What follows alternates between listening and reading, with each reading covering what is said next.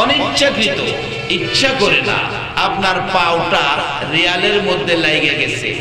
যদিও আম কার্ডের রিয়াল, আপনার পাও লাগার পরে বলুন চুমা খাইছেন কিনা? তোলা কাঠ আম কাঠের রিয়াল চুমার উপযুক্ত হলো কোরআনের সাথে থাইকা। সেগুন কাঠ কাঁঠাল কাঠের খাট পায়খানা করে দিল, দামি হতে পারলো না, চুমা পাইল না। আমরা যারা সেই কোরআনের পক্ষে আখিরি নবীর উম্মত, দাম আমাদের।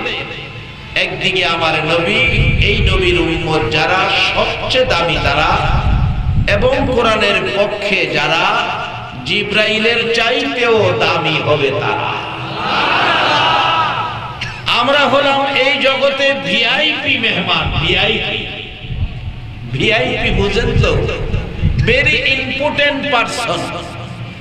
ভিআইপি কোন মেহমান যদি আপনাদের এই রুটে যায়, দেখবেন আগে পিছে বাঁশি বাজে, পতাকা লাগানো থাকে, গাড়ি সব সাইড করে দেয়, ভিআইপি গাড়ি আগে যেতে দেয়। হাসরের দিন সকল নবী রাসূলের উম্মতেরা দাঁড়িয়ে থাকবে, আল্লাহ ঘোষণা দিবেন, ফেরেশতারা একটা রাস্তা ক্লিয়ার করো, আমার ভিআইপিরা জান্নাতে যাবে। ফেরেশতারা বলবেন, আল্লাহ আজকের মাঠের ভিআইপি কারা? আল্লাহ বলবেন, আমার আখিরি নবীর উম্মতেরা। সর্বপ্রথম হযরত আবু বকর সিদ্দিক রাদিয়াল্লাহু তাআলা জান্নাতে ঢুকবে, পিছে পিছে আপনারা ঢুকবেন। কারণ আবু বকর যেই কালিমা পড়েছে আমরাও ঠিক সেই কালিমাই পড়েছি। তবে শর্ত হলো আবু বকরের মতো আমাদের চরিত্র হয়েছে কিনা এটা একটু বিবেক বিবেচনা করা দরকার। আবু বকর নবীকে যেভাবে ভালোবাসতো আমরা সেইভাবে ভালোবাসছি কিনা? কারণ আবু বকরের জন্ম মক্কাতে, আবু জাহেলের জন্ম মক্কাতে, একই মহল্লায়। আবু বকরের জন্ম যেই মহল্লায়, আবু জাহেলের জন্ম সেই মহল্লায়, কিন্তু আবু জাহেলের দাম আর আবু বকরের দাম বলুন এক দাম হবে? একই মহল্লায়, কেউ হলো জান্নাতি, কেউ হলো জাহান্নামী। তা আমরা যেন জাহান্নামী না হই, আমরা যেন জান্নাতি হই। আমরা জান্নাতি হব কারণ জান্নাতের মালিক যিনি, তার বন্ধুর উম্মত হলাম আমরা। আর উম্মতকে জান্নাতে নেওয়ার জন্য কতই না কষ্ট নবীর 63 বছর জিন্দেগি। আম্মা জান আয়েশা সিদ্দিকা বলেন, নবী সাহাবীরা রে, উম্মতের জান্নাতে নেওয়ার জন্য, উম্মতের ভিআইপি বানানোর জন্য। ভিআইপি বলবেন হুজুর, ভিআইপি আপনি বললেন জি, এটা আমাদের ভাষায় বোঝানোর জন্য বলছি। কোরআনে বলেছে, কুনতুম খায়রা উম্মাতিন উখরিজাত লিন-নাস। আল্লাহু আকবার। আর আমাদের ভাষায় বোঝানোর জন্য ভিআইপি বলেছি আমি। কোরআনে বলেছে কুনতুম খায়রা উম্মাতিন উখরিজাত লিন-নাস। আমার নবী উম্মতের জান্নাতি বানানোর জন্য কত কষ্ট, 63 বছর জিন্দেগি। আম্মা জান আয়েশা সিদ্দিকা রাদিয়াল্লাহু তাআলা আনহা বলেন, নবী সাহাবীরা রে, আমার নবী তোমাদের জন্য কত কষ্ট করে তোমরা জানো না। আমি আয়েশা সিদ্দিকা দেখি। মা আয়েশা বলেন, সারা পৃথিবীর মানুষ যখন ঘুমের ঘরে ঘুমিয়ে যায়, আমার নবী আমার হুজরায় এসে ঘুমিয়ে যায়। সারা মানুষ রাত্র ভরে মন ভরে ঘুমায়, আমার নবী রাত্র গভীরে ঘুম থেকে উঠে বিনাইয়া বিনাইয়া উম্মতি উম্মতি বলে কান্দে। নবীর সাহাবীরা, এমন একটা রাত্র নাই যে রাত্রে নবী উম্মতের ব্যথায় কাঁদে না। ও নবীর সাহাবীরা, মাঝে মাঝে দেখি আমার নবী কাঁদতে কাঁদতে একেবারে চেহারা মোবারক মলিন হয়ে যায়। মা আয়েশা বলেন কত সুন্দর নবীর চেহারা, উম্মতের জন্য কাঁদতে কাঁদতে মলিন হয়। নবীর সাহাবীরা রে, আমার নবী কত সুন্দর তোমরা জানোনি? সকালবেলা পূর্ব আকাশে যখন সূর্য উদিত হয় দেখতে যেমন সুন্দর দেখা যায়, আমার নবী এশারের নামাজ পড়ে যখন পশ্চিম দিক থেকে হুজরার দিকে আসে, আমি আয়েশা সিদ্দিকা দরজায় দাঁড়ায়া দেখি, আল্লাহর কসম রে, আকাশের সূর্যের চাইতে আমার নবীর সুন্দর বেশি দেখা যায়।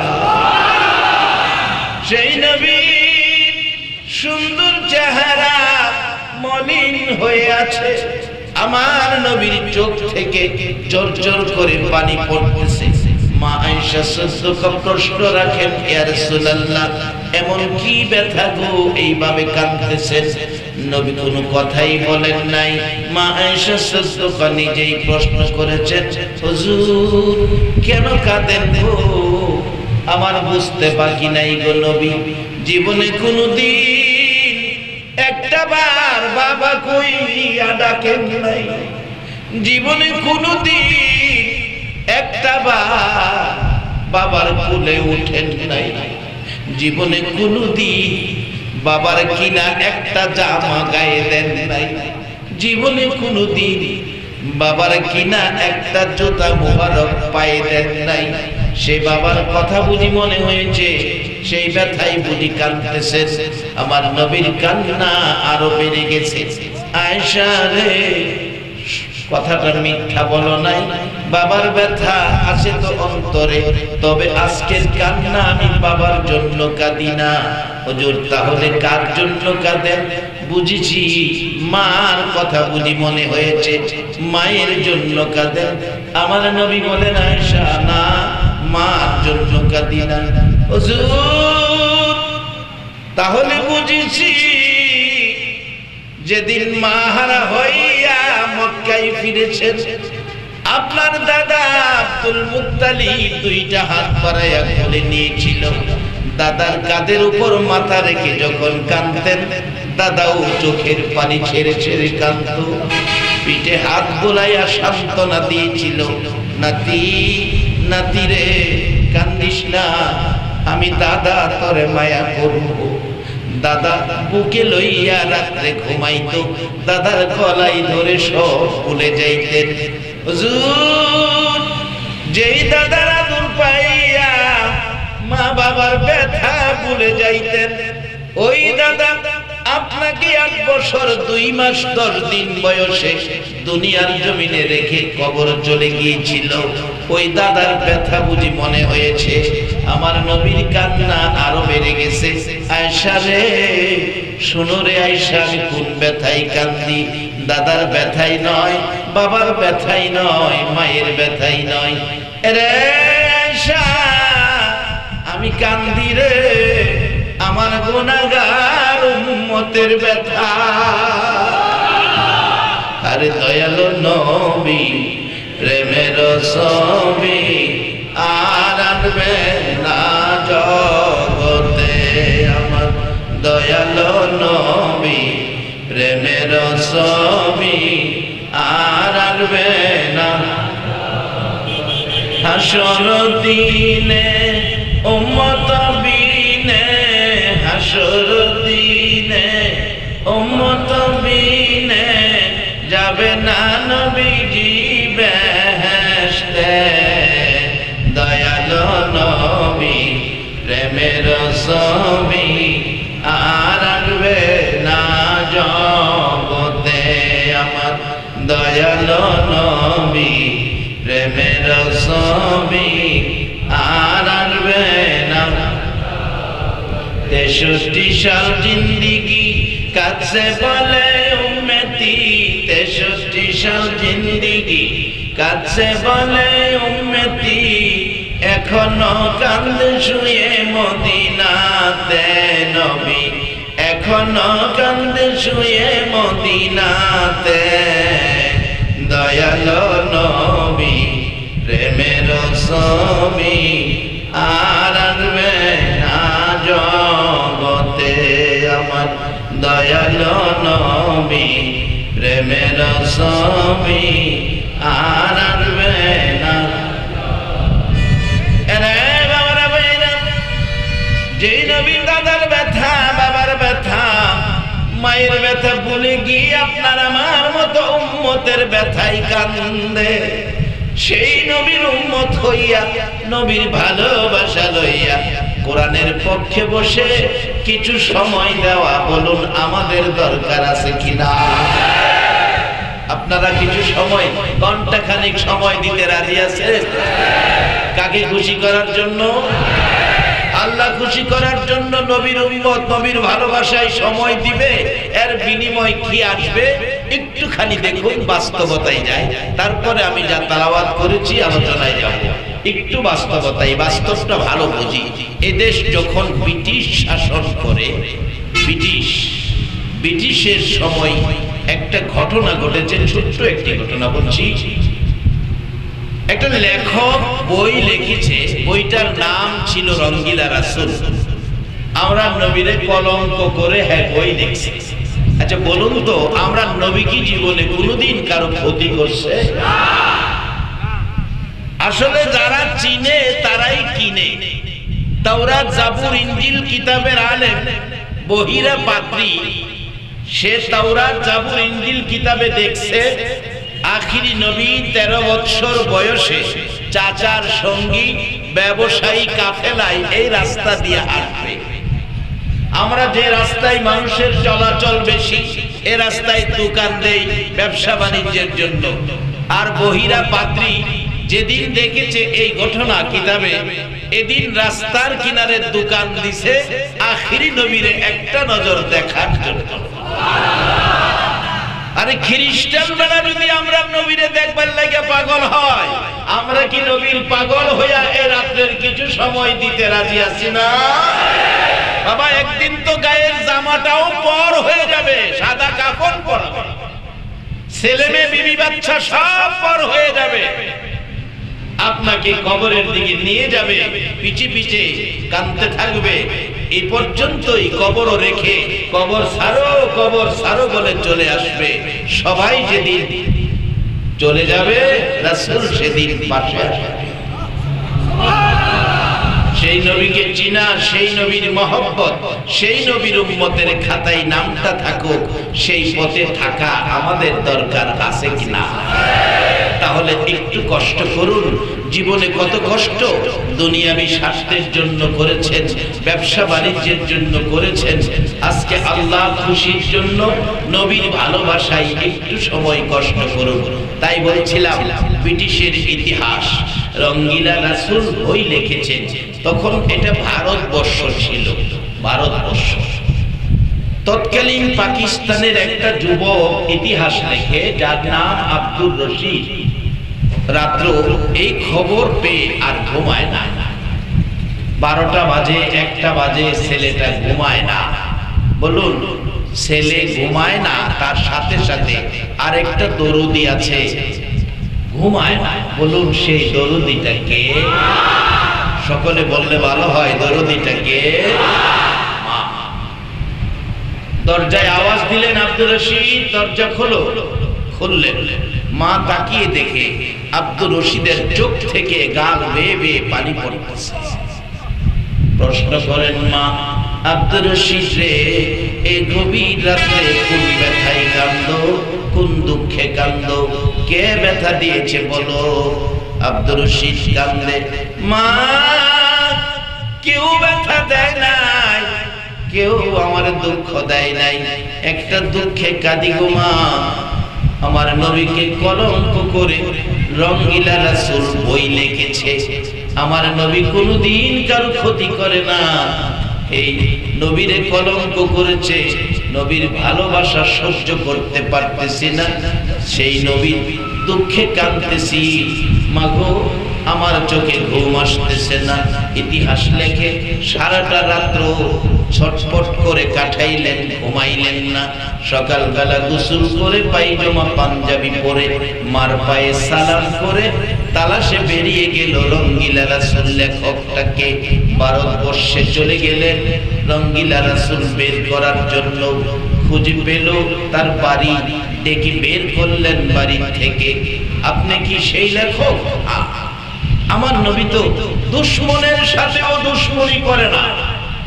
আপনি এই নবীকে কলঙ্ক করে বই লিখলেন, কাজটা কি ভালো করলেন?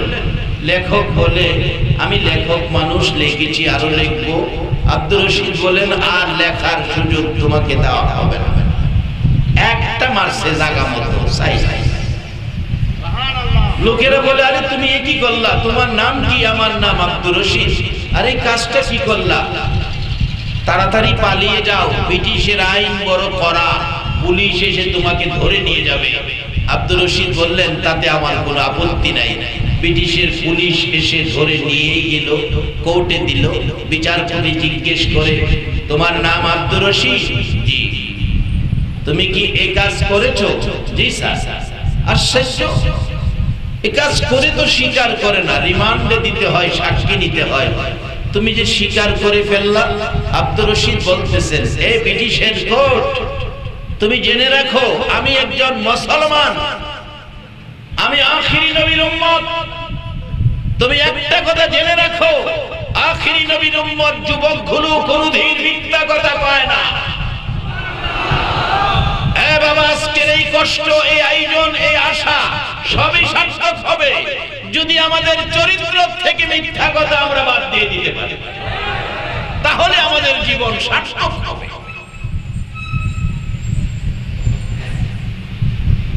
আগেকার দিনের মা চাচিরা সন্তানদেরকে মিথ্যা কথা শিক্ষার সুযোগ দেয় না। গাউসে পাকের মতো ওলি মাদ্রাসায় যাচ্ছে, মা 40টা স্বর্ণের মোহর পাঞ্জাবির নিচে সেলাই করে দিয়ে বলছে, বাবা আব্দুল কাদির মিথ্যা কথা বলো না। রাস্তায় ডাকাত দলের আক্রমণ, লম্বা ঘটনা। বাচ্চা মানুষ আব্দুল কাদির তার সঙ্গী সকলের কাছ থেকে মালামাল নিয়ে গেলেন। বাচ্চা মানুষ তার কাছে গিয়ে বলছে, এক ডাকাত দল, তোমার কাছে কিছু আছে?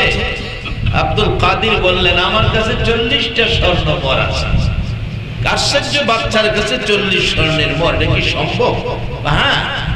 বাবা, তাহলে এটা কেমন কথা? আমাদেরকে দেখলে মানুষ মালামাল লুকায়া রাখে, তুমি যে প্রকাশ করে দিলা। কে ডাকাত দল, শোনো, তোমরা হয়তো আমার স্বর্ণের মোহরগুলো নিয়ে যাবে। আমার মা বলেছে মিথ্যা কথা বলো না, আমি সত্য কথা বলছি। তোমরা বিশ্বাস না করে দেখো, আমার এখানে আছে। 40টা মোহর খুলে নিয়ে সর্দারের হাতে দিলেন। গাউসে পাকের স্বর্ণের মোহর যার হাতে, তার কলিজা পর্যন্ত কাঁপতেছে। সর্দার বলেন, কার কাছ থেকে স্বর্ণের মোহর আনছো? আমি তো ঠিক থাকতে পারতেছি না। সর্দাররা বলে, একটা বাচ্চা ছেলে যার নাম আব্দুল কাদের, বাড়ি জেলা, নিয়ে আসো। বাবা তুমি? হ্যাঁ। তুমি যেভাবে দিয়ে দিলা, মা বলেছে মিথ্যা বলা যাবে না, আমি আব্দুল কাদের। ডাকাত দল বললেন, মার কথাই স্বর্ণের মোহর দিয়ে দিতে রাজি, মিথ্যা বলতে রাজি না। আমরা যে ডাকাতি করে মারে খাওয়াই, বাবারে খাওয়াই, ভাই বোন বিবি বাচ্চারে খাওয়াই। যাও তো, তোমরা প্রত্যেকে বাড়িতে যাও। আসরে বিপদে বললে, এই বিপদে মা বাবা আমাদের পক্ষে থাকবে কিনা? সকলেই বাড়িতে গেলেন, তারা সকলেই বললেন, না আমরা তো বলি নাই ডাকাতি করে খাওয়াও, আসরের বিপদে আমরা নাই। ওই ডাকাত দল বললেন, তাহলে আজ থেকে আর ডাকাতি করব না। গাউসে পাকের হাত ধরে, বাচ্চা মানুষ তার হাত ধরে সকলে তওবা করলেন। তওবা করে সকলেই ডাকাতি ছেড়ে দিলেন। অবশেষে আল্লাহর ওলির হাতের বরকতে সকলেই আল্লাহওয়ালা হয়ে গেলেন। সবাই বলেন সুবহানাল্লাহ। যেই হোক, এই শিক্ষা ছিল মুসলমানদের শিক্ষা। আগেকার দিনের মা চাচিরা এই বৈশাখে এখন কাঁচা আমের সিজন, কি বলেন? আমাদের দেশের আম কাঁচা। এই কাঁচা আম যদি কোনো বাচ্চা ছেলে কারো গাছতে পাইরা আনতো, মা একটা থাপ্পড় মারত। আম কোত্থেকে আনছো? চাচার গাছতে বইলা আনছো? কয় না। আরেকটা থাপ্পড় মারছে। না বইলা কেন আনছো? আরেকটা থাপ্পড় মারছে। তাড়াতাড়ি আমটা দিয়ে আসো। আম খাইলো না, কিন্তু থাপ্পড় খাইলো কয়টা? এখন কি এই শাসন কি সন্তানের প্রতি মা বাবার আছে? তিনটা থাপ্পড় খাইলো, আম খাওয়া হলো না। আবার বলছে তাড়াতাড়ি দিয়ে আসো। আম দিয়ে আসার পরে আরেকটা থাপ্পড়। আরো জীবনে কোনোদিন পরের জিনিসে ধরবা কিনা, অন্যের জিনিসের মধ্যে হাত দিবা কিনা। আম খাওয়া সম্ভব হলো না, থাপ্পড় খাইলো চারটা। বর্তমান সময়ে একটা আম কেন 10টাও যদি পাইরা নিয়ে আসে, মা কয় ঘরে আয়, ডাইলে সুহা দিবার লেগে হয়েছে।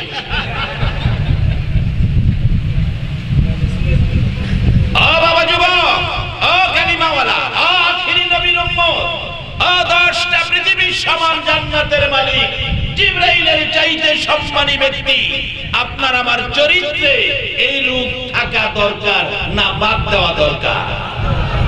বাবা বৈশাখ মাসের ঝড় তুফানে আজকেও পত্রিকায় দেখেছি, বৈশাখ মাসের তুফানে 19 জন মৃত্যুবরণ করেছে। ঘর ঘর একেবারে লন্ডভন্ড। বলুন, যেই ঘরগুলো বৈশাখের তুফানে ফালাইলো, এই ঘরগুলো আবার উঠানো যাবে না? কিন্তু এই দেহের উপর একদিন মৃত্যুর তুফান আসবে কিনা? আরে মৃত্যুর তুফানে যদি আমাদের দেহের ঘরটা পড়ে যায়, আর কি জীবনে উঠাইতে পারবে? তাহলে মৃত্যুর তুফান আসার আগে এই দেহের বেজালগুলি দূর করে আখিরি নবীর উম্মতের পরিচয়ে বেরিয়ে যান। বিজাতিরা পর্যন্ত আপনার আদর্শ দেখে কালিমা পড়ে মুসলমান হয়ে যান। বলতেছিলাম, আব্দুর রশিদ আশিকে রাসূল। যুবক, ও বাবা যুবকেরা, কারা আজকে মাহফিলের আয়োজন করেছো? কারা আরামের ঘুম হারাম করে মাহফিলে বসে আছো? এই নবীর ভালোবাসায় যদি এই বসাটা কবুল হয়ে যায়, আমার নবী ফুলসিরাতের ঘাটে আপনাদের জন্য বসে থাকবে। আব্দুর রশিদ বলছে, বিদেশের কোর্ট, জেনে রাখো আমি আখিরি নবীর উম্মত, আমি মুসলমান যুবক, আমরা মিথ্যা কথা বলি না। তৎকালীন কোর্টের মুসলমান অ্যাডভোকেট ছিলেন ইতিহাস লেখে শেরে বাংলা একে ফজলুল হক। উনি বললেন, মাননীয় বিচারপতি, ছেলেটার ব্রেনের সমস্যা, জিজ্ঞাসাবাদের সময় দেওয়া হোক। পিছনে নিয়ে বললেন, আব্দুর রশিদ, তুমি বলবে এই কাজ কে করেছে আমি জানি না, আইনের ফাঁকে তোমাকে বাঁচায়া দেব। আব্দুর রশিদ বলেন, চাচা আমার মিথ্যা কথা শিক্ষা দিয়ে না। এভাবে 3 দিন বুঝাইলেন, রাজি না। 3 দিন পর কোর্টে নিলেন। বিচারপতি জিজ্ঞেস করলে, আগের কথাই আমি করেছি। বিচারপতি রায় দিয়ে দিলেন, আগামীকাল 10টায় তোমার মৃত্যুদণ্ড। তোমার কোনো আকাঙ্ক্ষা আছে কি? বললেন, না, আকাঙ্ক্ষা নাই, আপনার রায় কার্যকরী করা হবে, এর মধ্যে আমার কোনো আপত্তি নাই। তবে আজকে রাত্রটা যখন আমার হায়াতে আছে, যদি একটু সময় দিতেন, আমার মতো নবীর একটা আশেক সন্তান যে মা পেটে রেখেছে, সেই মায়ের পাশে আজকের রাত্রটা থাকবে। ব্রিটিশের কোর্ট অনুমতি দিলে আব্দুর রশিদ দৌড়াইয়া মায়ের পাশাপাশি চলে গেলেন। ঘরের দরজার পাশে যাইয়া শুনে রে, ঘরের ভিতরে মা আওলাকে পাগল বেশে কান্দে বিনাইয়া বিনাইয়া।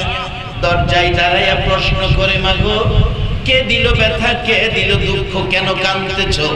মা ডাকতেছে, আরে আব্দুর রশিদ, কেউ ব্যথা দেয় নাই, কেউ কিছু কয় নাই, কেন জানি রে, আজকে সকাল থেকে আমি মায়ের কলিজায় আগুন লাইগা গেছে। বলুন, সন্তানের উপর যদি বিপদ আসে, এই বিপদের খবর আগে জানে কে? মা ডাকতেছে, আব্দুর রশিদ রে, কেন জানি আজকে সকাল থেকে আমি মায়ের কলিজায় দাউ দাউ করে আগুন জ্বলতেছে। আব্দুর রশিদ কিছুক্ষণ চুপ করে থেকে বলছে, মাগো তোমার চোখের পানি আর কলিজার আগুনের জন্য তাই আমি। মা, আমার ব্যথায় তোমার কলিজায় আগুন জ্বলছে কেন, কি হয়েছে? আমি নবীর দুশমনটাকে দুনিয়া থেকে বিদায় করে দেওয়ার অপরাধে ব্রিটিশের কোর্ট আমাকে মৃত্যুদণ্ড দিয়েছে। কালকে আমার মৃত্যুদণ্ড হবে। কালকে এমন সময় তোমার আব্দুর রশিদ দুনিয়ায় থাকবে না, তোমাকে মা বলে ডাকতে আসবে না, তোমার আব্দুর রশিদ কবর চলে যাবে। আজকে রাত্রটা তোমার পাশে থাকবো মা, বিছানা করো, জীবনের শেষ ঘুম ঘুমিয়ে যায়। মা বিছানা করতেছে, চোখের পানি দিয়ে বিছানা সাজাইয়া ডাকতেছে, আব্দুর রশিদ ঘুমিয়ে যাও, আমি মা সারা রাত ঘুমাবো না, তোমাকে জীবনের শেষ দেখা মন ভরে দেখবো। আব্দুর রশিদ বিছানায় শুয়ে গেল, মা পাশে বসে কান্দে। আর আব্দুর রশিদকে দেখে আব্দুর রশিদ চট করে ঘুম থেকে উঠে দরজার দিকে যাচ্ছে, মা পিছন থেকে টাইনা ধরছে, আব্দুর রশিদ রে একটা রাত্র ঘুমাবি, ছটফট করতেছো কেন? ঘুমিয়ে যাও বাবা, পিঠের মধ্যে আমি মা হাত বুলাই, তুমি ঘুমাও, আমি জীবনের শেষ দেখা দেখা দে। আবারও আব্দুর রশিদ শুয়ে গেলেন। একটু পরে আবার দরজার দিকে যাচ্ছে, মা টাইনা ধরছে, বাবা ছটফট করতেছো, কালকে মৃত্যু হবে বলে বুঝি তোমার ঘুম হয় না? মার দিকে তাকায়া কান্দে আব্দুর রশিদ, মা মাগো কালকে মৃত্যু হবে বলে ছটফট করি না গো মা, তুমি ডাকো তোমার পাশে ঘুমাইতে। মাগো আমি দরজার দিকে তাকায়া দেখি গো মদিনার কামলেওয়ালা নবী দরজায় দাঁড়ায়া আমারে ডাকতে থাকে। আব্দুর রশিদ এই বিছানায় ঘুমাইস না, আমি রাসূল মদিনার থেকে তোকে নেওয়ার জন্য এসেছি। আরে নবীজির গোলামের, নবীজির গোলামের কোনো চিন্তা নাই, চলো নবীজির জান্নাতে মদিনাতে যাই, চলো নবীজির জান্নাতে কে কে যাবে মদিনায়,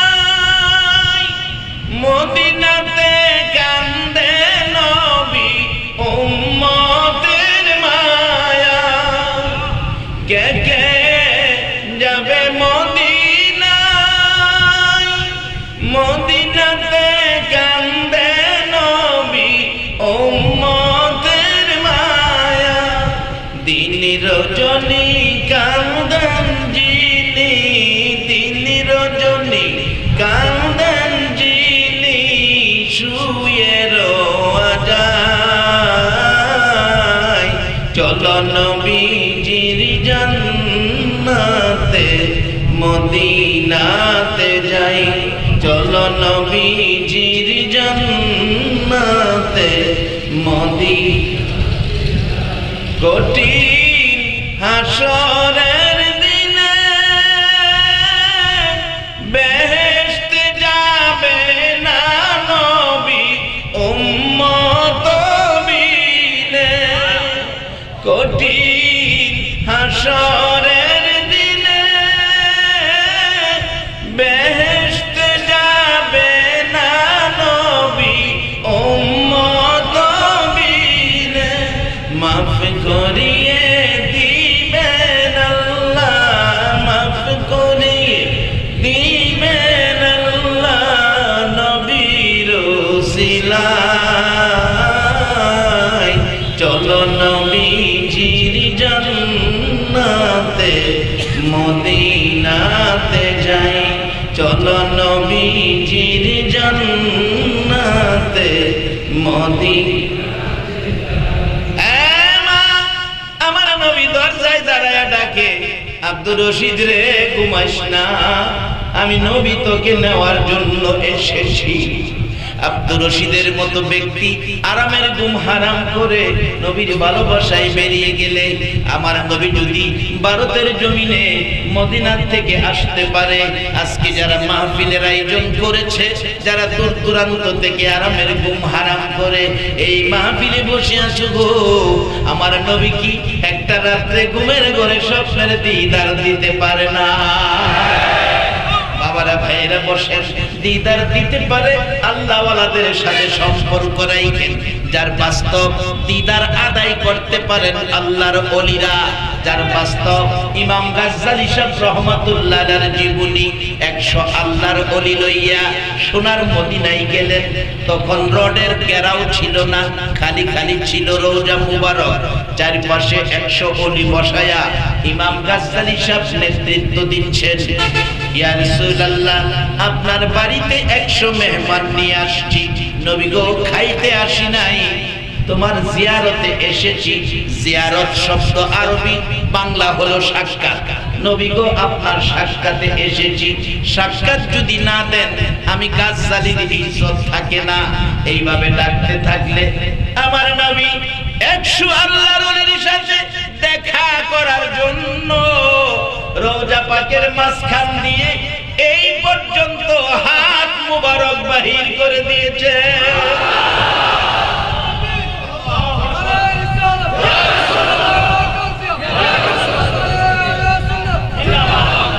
ইমাম গাজ্জালী সাহেবের ডাকে যদি আমার নবী হাত বাহির করে সাক্ষাৎ দিতে পারে, আজকে এই পাগলেরা নবীর ভালোবাসায় বসে আছে।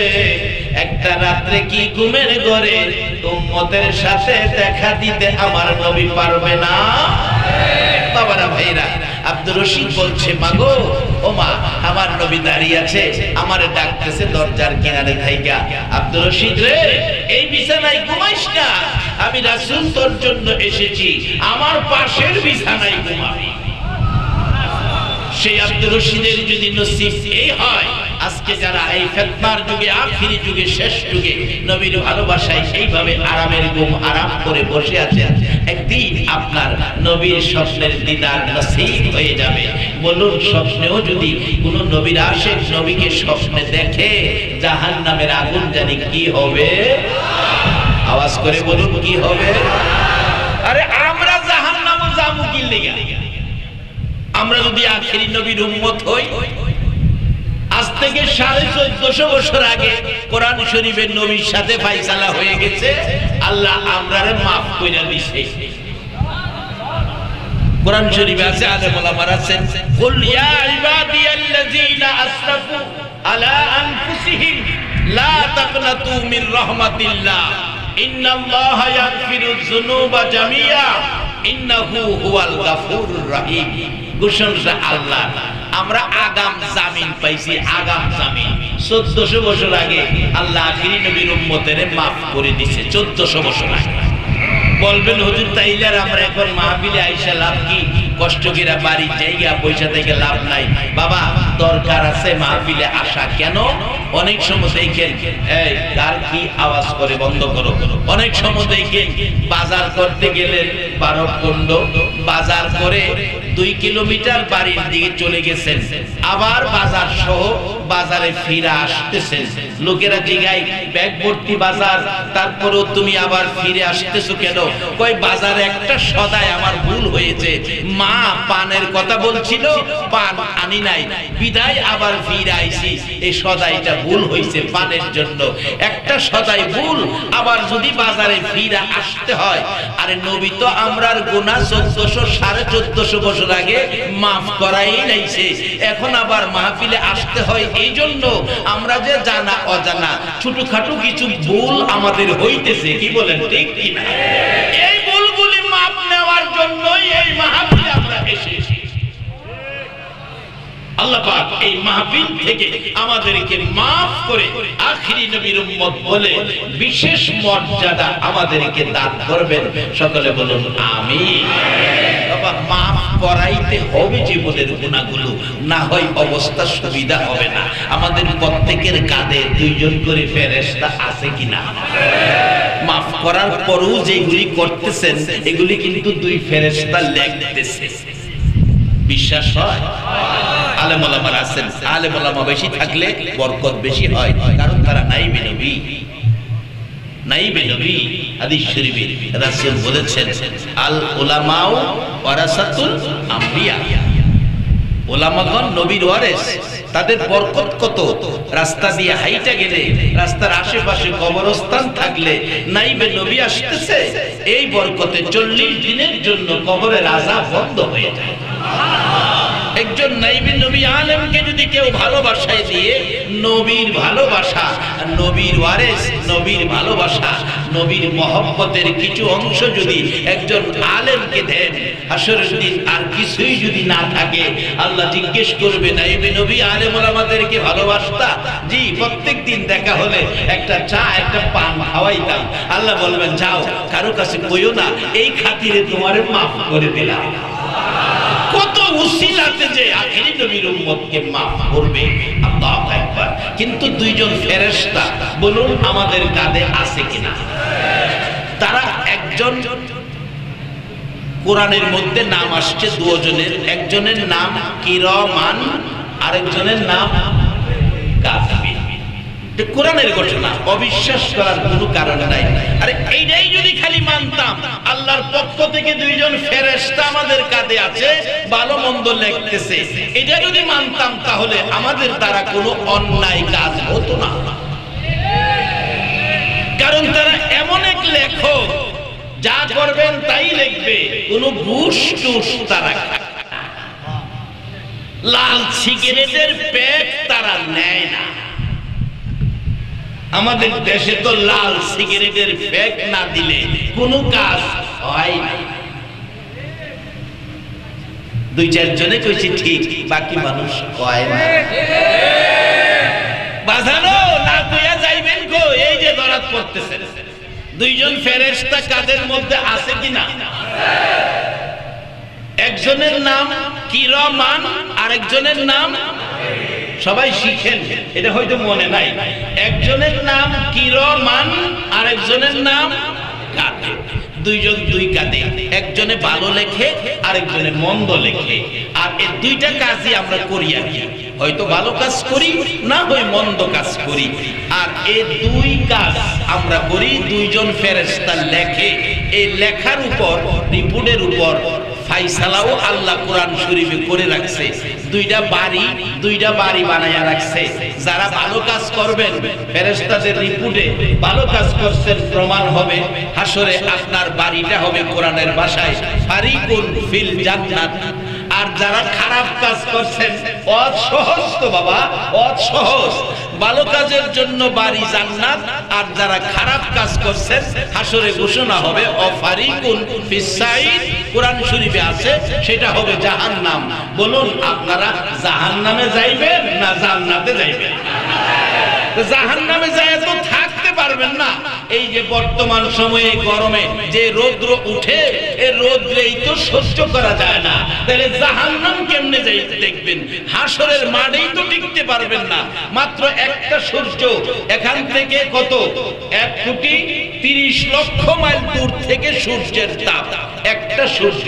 হাসরের দিন অর্ধ হাত উপরে 12টা সূর্য তাপ। এই বিপদের সময় একমাত্র আল্লাহর কোর্টে মুখ করার মতো, উকালতি করার মতো অ্যাডভোকেট থাকবেন নবী মুহাম্মদুর রাসূলুল্লাহ। আর কোন নবী কথা বলার অধিকার।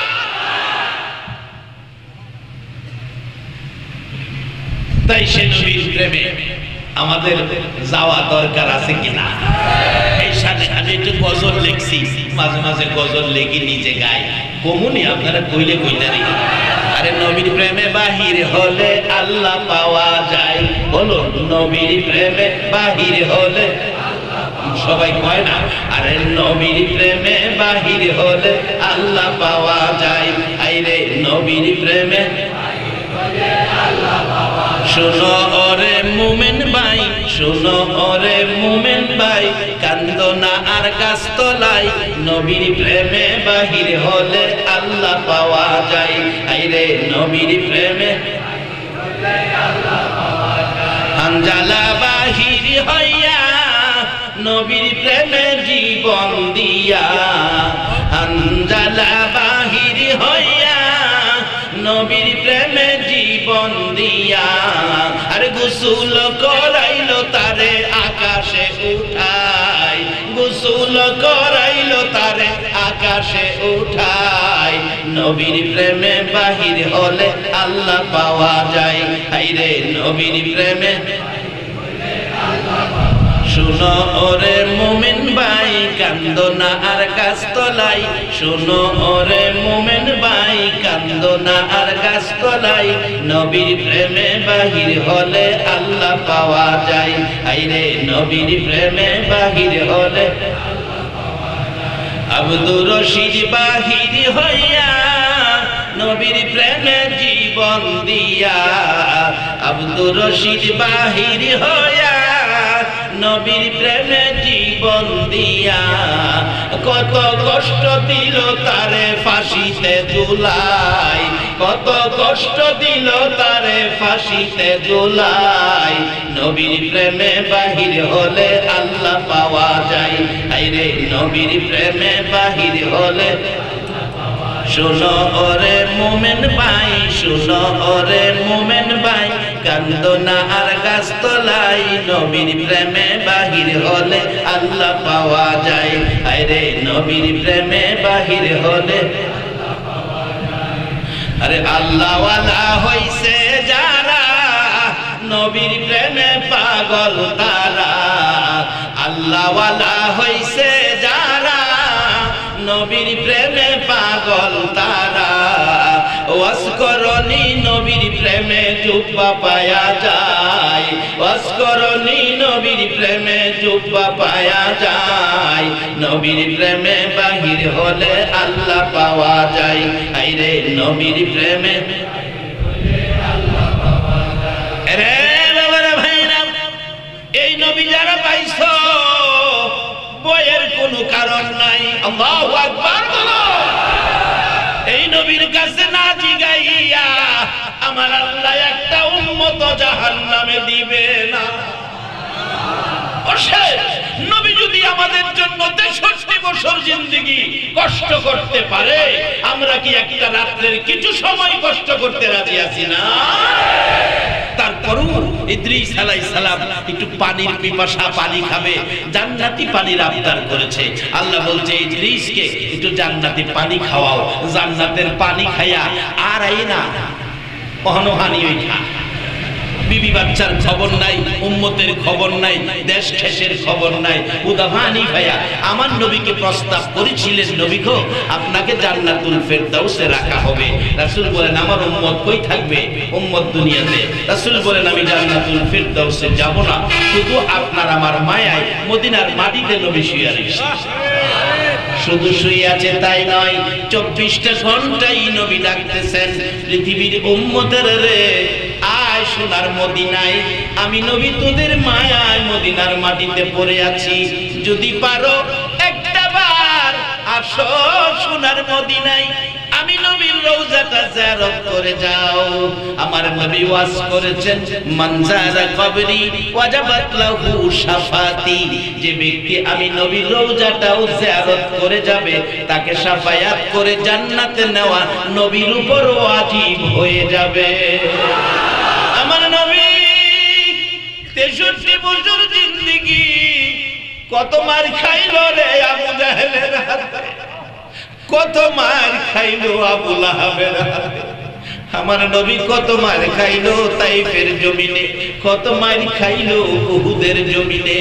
আমার নবী তাইফের জমিনে পাথরের আঘাতে যখন সমস্ত শরীর ক্ষত বিক্ষত, আমার নবী ডাকে তাইফের যুবকেরা রে তোরা কি জানোস না আমার মা নাই, আমার বাবা নাই, জীবনে একটা কদম, জীবনে একটা কদম বাবার আঙ্গুলে ধরে হাঁটি নাই।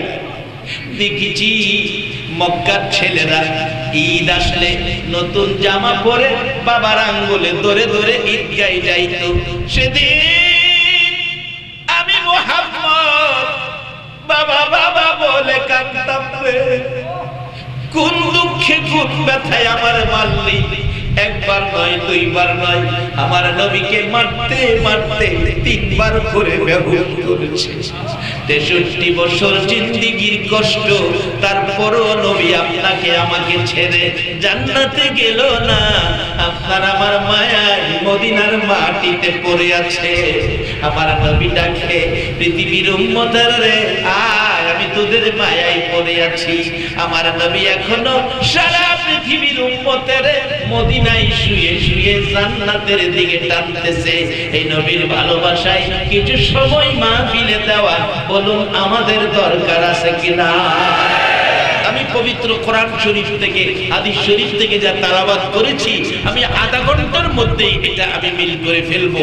আইসা বলতেছি, এই আলোচনাটা শেষ করে তারপরে আমি আমার মূল আলোচনায় যাই। কি বললেন? আপনাদের কষ্ট হবে না তো? কষ্ট হলেও বাবা একটু সময় দেন, মহব্বতে আর একটু দরুদ পড়ুন। আল্লাহুম্মা সাল্লি আলা সাইয়্যিদিনা মুহাম্মাদ, আল্লাহুম্মা সাল্লি আলা সাইয়্যিদিনা মুহাম্মাদ, নাবিয়ানা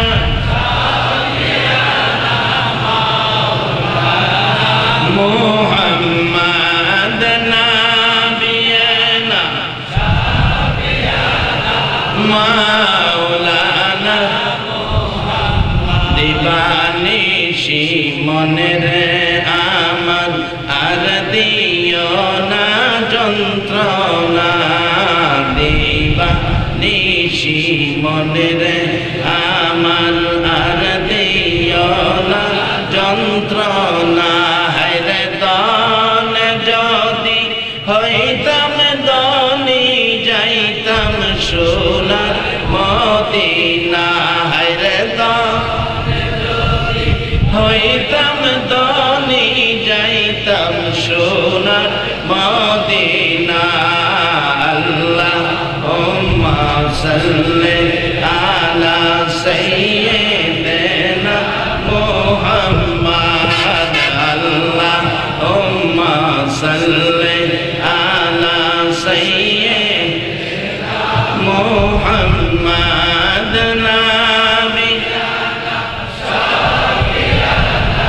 মাওলানা মুহাম্মাদ, নাবিয়ানা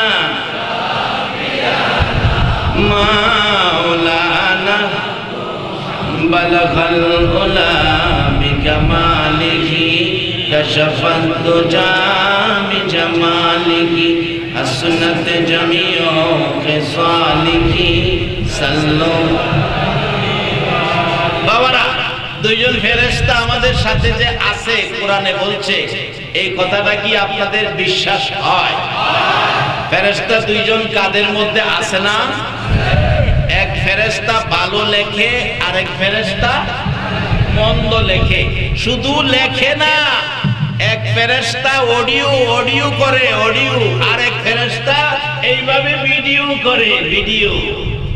কারণ হাসরের কোর্টে যখন আল্লাহর দরবারে রিপোর্ট দিবেন, এই দুই ফেরেশতা কোন ব্যক্তি অস্বীকার করবে, আল্লাহ এই কাজ মনে আমরা করি নাই, আপনার ফেরেশতা অতিরিক্ত লিখছে। আল্লাহ বলবেন, কি ব্যাপার ফেরেশতারা? আল্লাহ তার জীবনের অডিও আছে, অডিও বাজাও। অডিও বাজাইলে কই কি কইছেন, কই কারে গালি দিবেন, মা বাবার সাথে ব্যবহার, আলেম ওলামাদের সাথে কোথায় দুর্ব্যবহার করছেন, এগুলি অডিওর মধ্যে বাজবে। বাজার পরে সে মাথা চাহি দিবে, মনে হয় এটাও আমি করি নাই। মসজিদের ইমাম সাহেব হুজুরকে আমি সব সময় সম্মান করছি, কোনোদিন সম্মান ছাড়া কথা বলি নাই, এটা মনে আমি করি নাই। আল্লাহ বলবেন, এই ফেরেশতা অডিও বন্ধ করো, ভিডিওটা ছাড়ো। বাজানো একটা সেকেন্ড, একটা কদম, একটা মুহূর্ত ফাঁকি দিয়া যাইবার ক্ষমতা